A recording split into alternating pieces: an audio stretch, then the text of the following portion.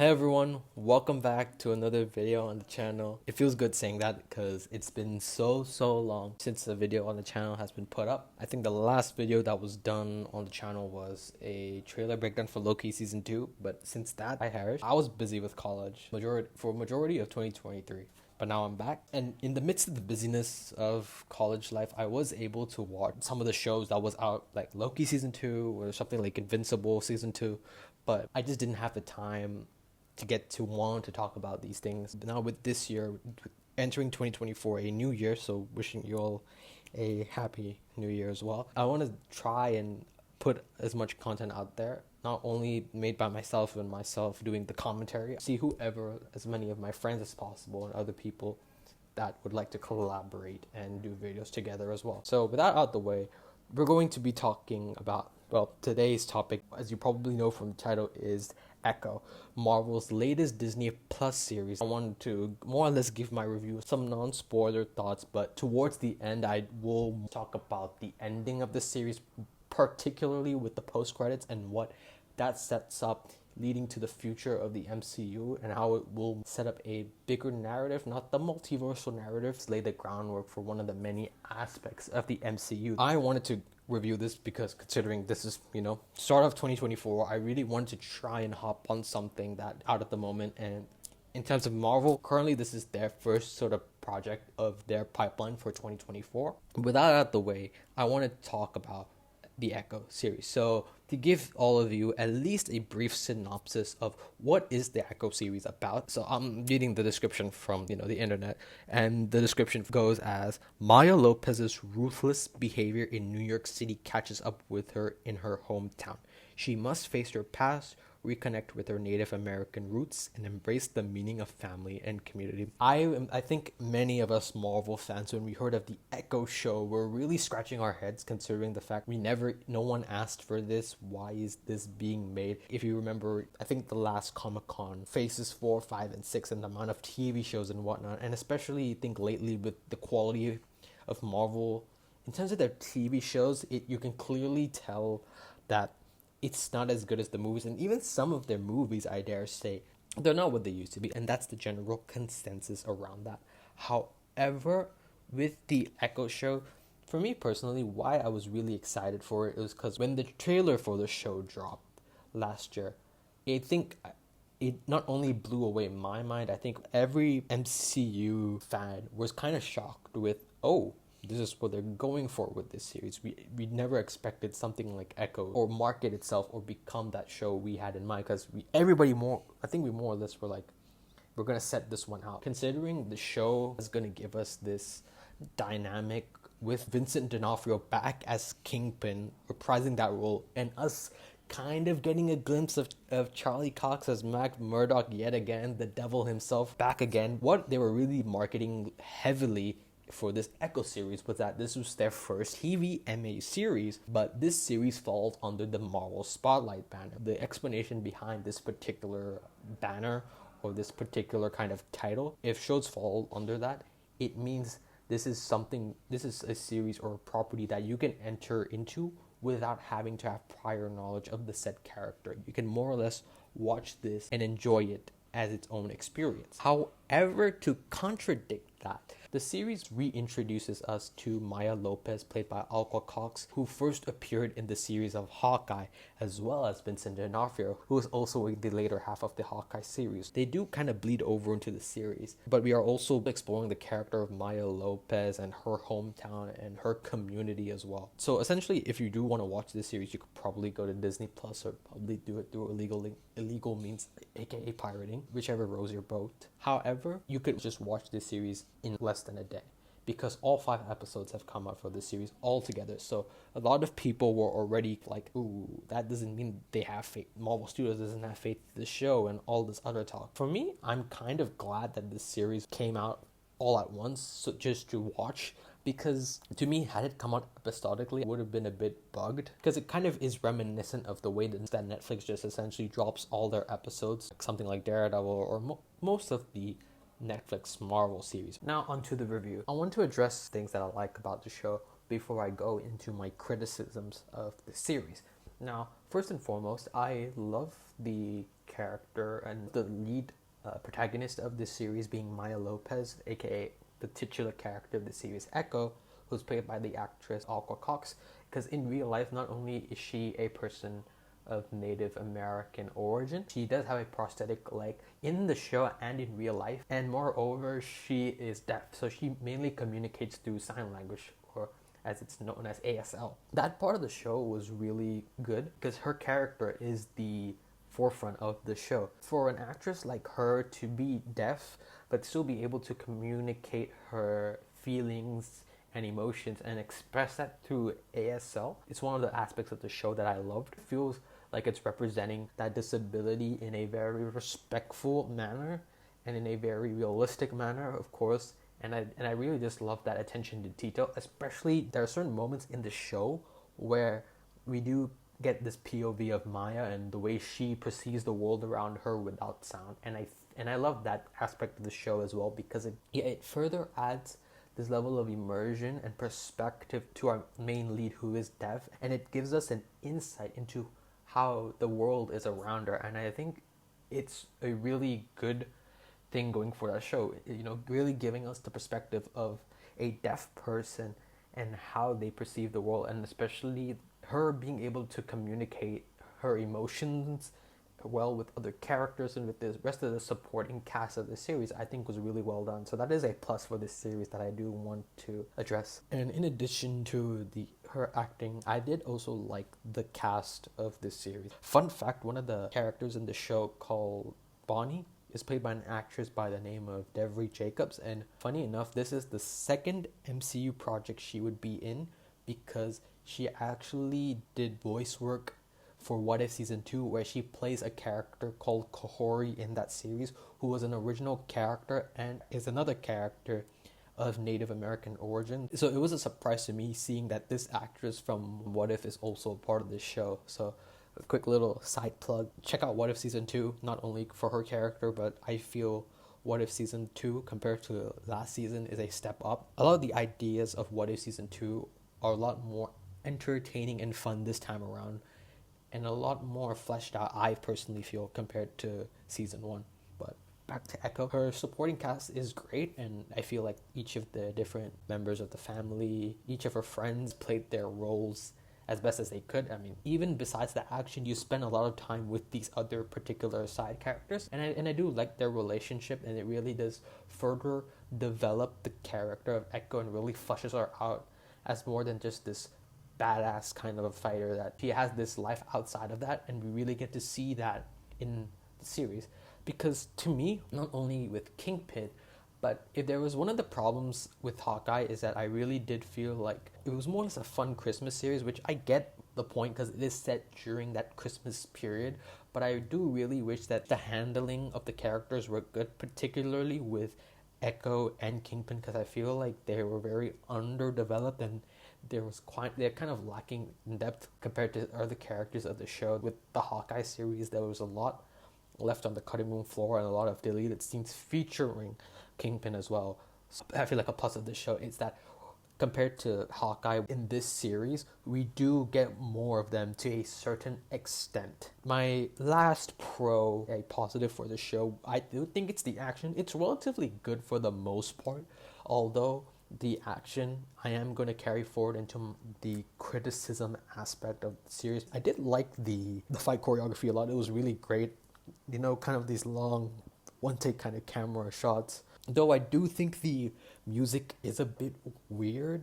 I don't know, maybe the music choice for me wasn't the best, but I still like the action nonetheless. But I mean, we all kind of were coming into this because promotional material for Echo, they kind of showed you glimpses of Daredevil a bit more, but to see Daredevil in this kind of POV where we're seeing Maya's POV of Daredevil, and Daredevil essentially coming in and kicking ass and going out, it was amazing. And I really loved that scene a lot between her and Echo fighting, because you kind of see how Daredevil essentially owns the room, and Maya is really trying her best to survive and withstand Daredevil as much as she can. So I really love that kind of POV, that different POV from a villain's perspective of how a hero enters the scene. From the pros, I sadly move on to the criticisms, and Though I was really holding out hope for the show, I do want to address some criticisms that I have with this series. I do think something that disappointed me as I watched this series was that I feel like this show isn't really TVMA. I don't really think the show deserved a TVMA. There are some shots where you see blood, a character kind of, like they showed in the trailer, you see a character get shot in the neck. There is some violent stuff, but it's not something overly grotesque or something that makes you want to move away from the screen, that makes you uncomfortable. It still feels like the typical action. My issue with this series stems from the fact that they were really emphasizing the TVMA a lot. We get that earlier in the series, but as the series progresses, it feels like we get less and less of that, which kind of sucks to me because I really wanted Echo as this kind of, I dare say, sleeper hit, but I really want to see, okay, what is a series like Echo going to do now that it's been giving a TVMA rating? What are they going to do differently compared to other MCU Disney Plus series that this show is now going to try and do differently?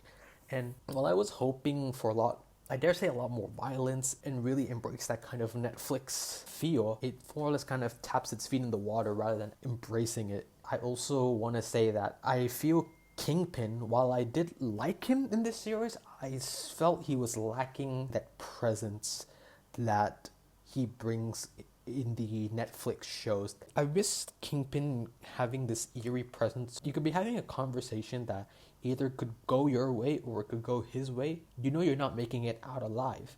And moreover, I love the fact that if you have watched the Daredevil series, you know that the character Wilson Fisk had a pretty rough background and had a pretty rough childhood, which gets addressed in this series and it is touched upon. But more so than that, it's the fact that that rough childhood is something, that rough experience he's faced during his childhood, it's still within him, and he tries to suppress that nature, that violent nature within him. But someone ticks him off, someone mentions Vanessa or something, and he will go ape shit crazy. Next thing you know, you might get your head bashed in by the Kingpin with a car door. That's how menacing and violent this guy is. And while I do like this kind of angle where Kingpin is kind of this uncle/parental figure left in Maya's life, so to see this weird father-daughter relationship was good, but I still miss the menacing threat and presence Kingpin gives off, and I feel like that's what is lacking in this show. I do not like the handling of Kingpin, and why I am looking forward to something like Daredevil Born Again is because I feel like that show can get that Netflix feeling right, and I dare say the characterization of said characters like Kingpin, and bring back that malice, that evil presence, and just that kind of threat level that he's untouchable and everywhere, and the fact that the man has his hands everywhere. And that's something I liked about the villain, and something that I kind of miss with this show. And I also dare say the pacing and the editing of the show is another criticism I have, because I remember a fight scene in maybe the third episode where during that fight scene there was this kind of abrupt cut for no reason at all, and I feel like had this fight scene kind of just flowed without that abrupt cut, it would have been better, but I don't know why they did that. And I also just think even towards the finale of the series, or the ending, it becomes one of those like rushed and underwhelming finales, which I really didn't love because of what transpires during that finale. I wish what happened in the finale could have been better, but it does suck that it kind of ends in this underwhelming fashion. As for my overall rating of the series, I'd have to give Echo a 5 out of 10.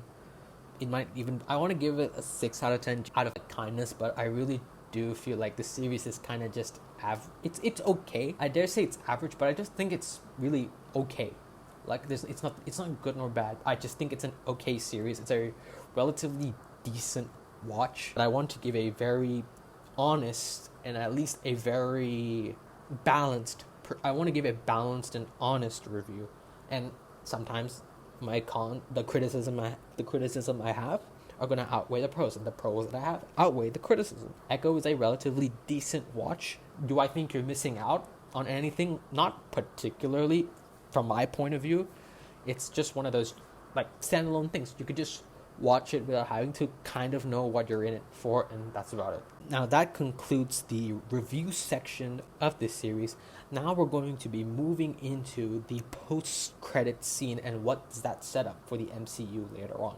So now we'll shift to the post-credit scene. Now with this post-credit scene of Wilson Fisk looking at this news broadcast, seeing that there are mayoral elections coming up and them needing a mayor that's a bare-knuckle brawler, this kind of mayor that can step up to the job, and Wilson Fisk being intrigued by that, I think this is alluding to a comic book run that they might use for this particular aspect of the MCU, a direct reference to the Devil's Reign storyline in Marvel Comics that was published from December 21st to May 2022. The essential premise of this story is that Wilson Fisk, now rising to power and now becoming a mayor, has officially outlawed all superheroes in New York City. I think we are going to see, maybe in Daredevil Born Again, we might see Wilson Fisk rise to power that Wilson Fisk ultimately achieves in that series, essentially becomes the mayor, and no one can stop that. And I think what he's going to do, he's not going to outlaw all superheroes. I think primarily outlaw vigilantes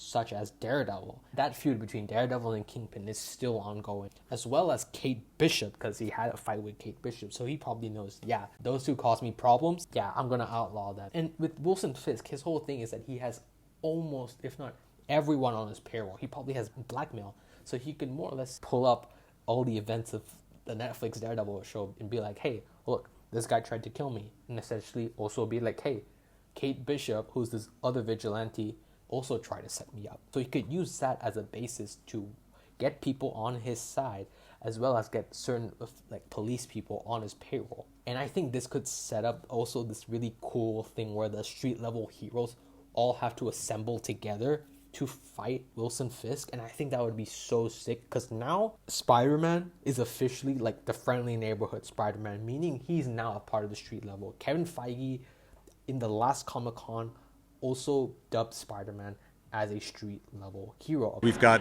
Doctor Strange at the supernatural angles. We've got the street level with our announcement of Daredevil, and of course Spidey going into the street level heroes. I think Spider-Man's new trilogy in the MCU post No Way Home could explore that street level aspects, because sure, we did see Spider-Man doing his Spider-Man thing, saving a robbery, saving a citizen here and there, but a lot of the threats Spider-Man has fought have been mostly extraordinary. You know, we've had, for the most part, you know, you have the Vulture, and it went up to Mysterio, and then it essentially went up to a multiverse version of the Sinister Six or the Furious Five. They're not six, there's five. Now, with Spider-Man, you know, him having very limited resources and having that new suit, and him swinging, that being the new birth of, or essentially the rebirth of Peter Parker, now Spider-Man. Now, with Wilson Fisk becoming mayor, I think that's honestly amazing, because I think he can become a Thanos-like threat, and I know that's kind of the term you use for a big threat now in the MCU, whether that be Kang, controversy Kang. Because keep in mind, though the MCU does have one big road, there is a finish line that wraps up one whole saga. Also keep in mind that there are side genres, or more or less these side stories that tackle different things. Like when you have Captain America, you're dealing with the political aspect. When you have Thor, you're dealing with that kind of fantasy, almost sci-fi fantasy kind of thing. With Guardians, you clearly know you're in for a cosmic sci-fi adventure. And with the Avengers, and almost if not the majority of a lot of the Marvel superheroes, they're based on Earth. So you're going to more or less get a relatively Earth experience. With this one, with this side of the MCU, particularly with the street level, I really, really want to see how that gets fleshed out in the MCU. With Daredevil and Kingpin being brought back into the MCU, they can be able to still give us that Netflix kind of flavor of the street level, but now we can also kind of, I dare say, this crossover where we can now have all of the Netflix characters not only being brought back into the fold and into the MCU, but I think Spider-Man can also come into the mix, because characters like Daredevil could team up in a Spider-Man movie together, and they could face off against Kingpin. Because come on, let's be real, Spider-Man and Daredevil teaming up together in a movie to fight Kingpin in a movie would be sick. Because come on, we fans knew and were clamoring and were begging for Daredevil to show up in No Way Home, and when that happened, I swear fans cheered. Maybe just me in the cinema. Fans were happy. We were happy because they actually did it. And I'm so glad that now with them integrating all these characters, now it feels like it's very likely that Jessica Jones is going to be brought to the fray. Luke Cage and Iron Fist are going to be brought to the fray. John Bernthal's Punisher was confirmed to be brought back for Born Again. But considering now that Born Again is being redone by the showrunners of Loki Season 2, Justin Benson and Aaron Moorhead, who are now doing the Daredevil series. They worked on Loki Season 2, and Loki Season 2, for those who have watched, know it's peak. This post-credit scene is setting up that Wilson Fisk is going to become a political figure that's going to outlaw all the street-level heroes, akin to something like Civil War with the Sokovia Accords. And I think we can see all these Netflix characters team up, but I really also want that team up with Daredevil and Spider-Man to go up against Kingpin as like the final boss to take down the Kingpin of crime. That's my dream, and that would be amazing. That wraps up this video. Thank you guys so much for watching. Please like and subscribe, as that shows your support. Hopefully, as this year keeps on going, this is just the mere beginning of 2024, that as we progress later on into the year, that we'll be able to hop on more topics and hopefully be able to cover them as well. So yes, so here's to hopefully an exciting return and getting back into the swing of things with making content yet again. So all I say is please be patient, as these videos do take time to record and edit and be made. So please be patient, and hopefully we deliver on some really good quality content this year. And another thing I wanted to kind of address was that if you've seen the YouTube channel, you know that there's a different name, that it's not called Nerdcast, it's called Nerdcentric. I made this decision last year before making this video, because while I do like the Nerdcast title, one of those titles that still needed some workshopping. So for me, the reason why I changed the title or the name of the channel from Nerdcast to Nerdcentric, because to make it something that feels very distinct, but also feels like it fits the identity of what the channel is. That was just another thing I also wanted to address, being the name change. I personally prefer this name a lot more because it feels like it hits home at what the channel is and feels a lot more distinct. And this new name of Nerdcentric feels like this is a name that will stick with this channel in the long term. Thank you guys, and see you on the next one. Take care.